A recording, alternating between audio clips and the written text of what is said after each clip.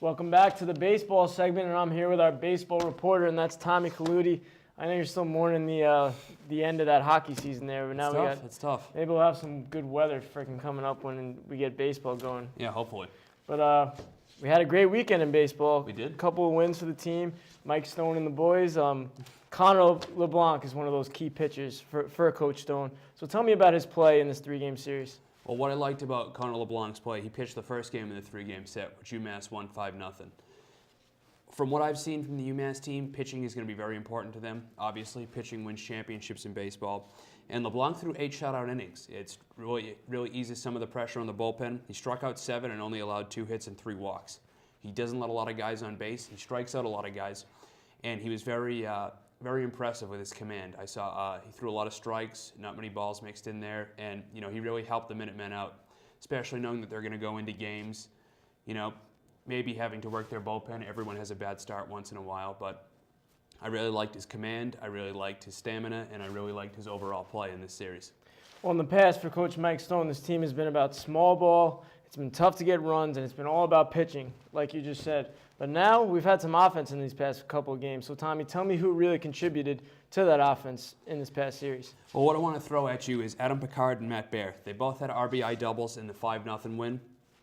I want to bring up the second game where UMass won 11-3, a huge blowout victory, great confidence booster, especially for an offense that struggled in the past.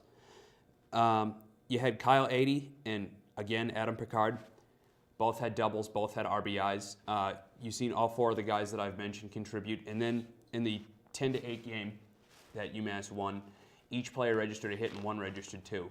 So, this team is starting to produce on offense. It's going to be key. Like I said, pitching sometimes is hard to come by, especially in the A-10, but it's really nice when you have hitting like this putting up.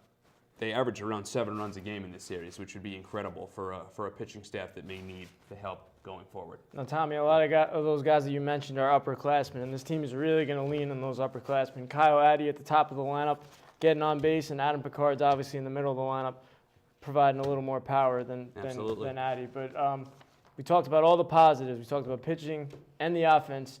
Does anything worry you about this team going forward? I've been beating pitching down. It's tough to beat a dead horse like this, but what troubles me is the bullpen.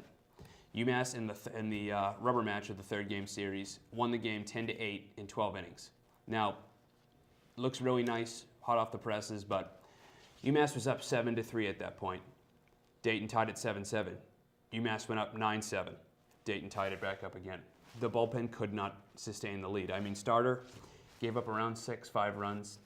I could be estimating there, but when you have a 7-3 lead, you got to be able to hold it. And bullpen is all about morale, in my opinion. You're a bullpen guy that comes in. Your job is to get those outs and get the team ready for the next inning. Your job isn't really going out there wowing anybody. You just want to get your job done. And you give up a lot of runs from the bullpen, it's a killer. It puts a lot more pressure on your offense, and I think that this team might have some trouble with the bullpen.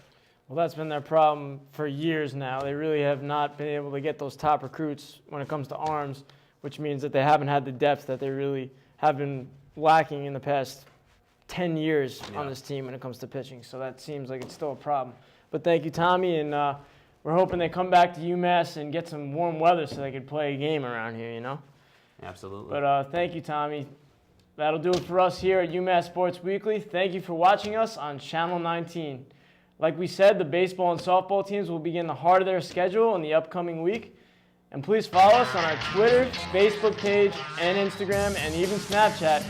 We'll see you right here, same time, same place next week. Have a good night, UMass.